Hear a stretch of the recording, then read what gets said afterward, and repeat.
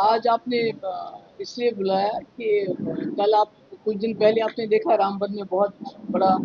हादसा हुआ जिसमें कहीं जाने गई अभी कई लोग जो हैं लापता है, हमें मालूम नहीं है।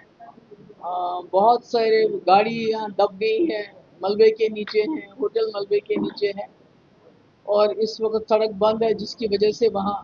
बहुत सारे जो पैसेंजर हैं, बच्चे हैं, औरतें हैं, बूढ़े हैं, बहुत ही मुश्किल हालात में हैं। तो इसका एक वजह जो मुझे नज़र आती है, एक तो ऊपर वाले की वजह से है, मगर कहीं ना कहीं जो हम ये पहाड़ों की चीर फाड़ करते हैं, जंगलों को बेतहाशा काटते हैं, उसको बिना सोचे समझे जो हम वातावरण के साथ उसका एक हिसाब से सोचे कि तबाही मचाते हैं, तो उसकी वजह से भी ये लैंडस्लाइड्स वगैरह आ रही हैं। और दिन ब दिन जो है जो हम पूरा इसके कहते हैं ना प्रकृति के साथ जो हम कर रहे हैं तो वो वापसी हमारे साथ हो रहा है और इसमें बड़ा नुकसान हो गया हमारा। कल कुछ दिन पहले वहाँ कई लोग जो हैं उनकी जानें चली गई और कई अभी मेरे ख्याल में शायद मलबे के नीचे हैं, गाड़ियाँ मलबे के नीचे हैं। तो मेरी गुजारिश है सरकार से, एक तो जो वहाँ फंसे हुए हैं लोग सड़क पे, उसका एक तो मलबा बड़ी जल्दी जल्दी हटाया जाना चाहिए ताकि हो सकता है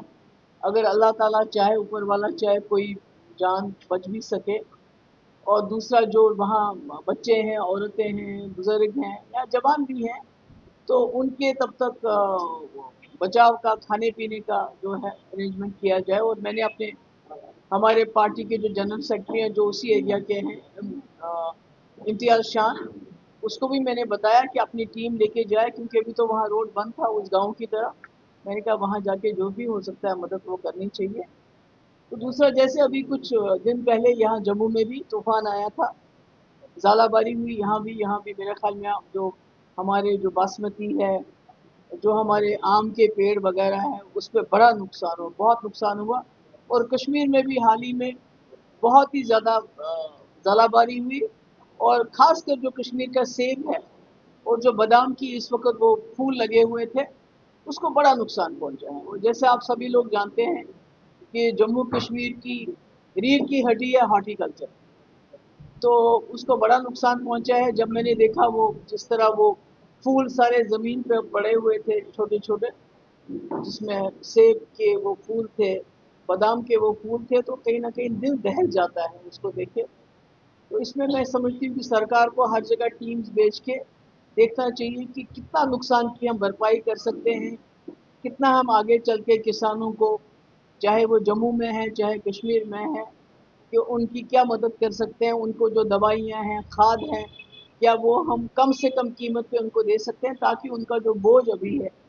जो इसके नुकसान हो गया, कहीं ना कहीं उसकी भरपाई हो जाए और कुछ कंपनसेशन के तौर से भी उनको दे दिया जाए। तीसरी बात ये है कि हमने, जैसा कि आप जानते हैं कि हमारे जो एमएलएज हैं असेंबली में, बहुत ही आज भी मेरे ख्याल में कहीं धरना चल रहा है डेली वेजर्स का। तो हमारे असेंबली मेंबर्स ने 3 बहुत ही अहम बिल लाए थे, जिसमें एक तो डेली वेजर्स को रेगुलराइज करने का, जिसमें मेरे वक्त में काफ़ी पेशरफ्त हुआ था। हमने बायोमेट्रिक सबका कराया था और उसके बाद 520 हमने लाया था, उसमें एक एसआरओ कि इनको रेगुलराइज करने का, पर क्योंकि सरकार साथी में गिर गई और वो नहीं कर सके, तो अब हमने बिल लाया जिसको गवर्नर साहब ने ओके भी किया, मगर बदकिस्मती से सरकार ने उसको असेंबली में लाने नहीं दिया। बड़ा शोर शराबा, ड्रामा ड्रूमा चलता रहा। तो मेरी सरकार से गुजारिश है कि आप इन डेली वेजर्स को जल्द से जल्द रेगुलराइज कर सके, क्योंकि जितने भी हमारे डिपार्टमेंट है, पीएचई हो, आरएनबी हो, पावर डेवलपमेंट डिपार्टमेंट हो, इरिगेशन हो, हेल्थ हो,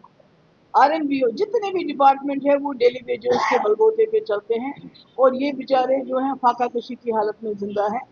अब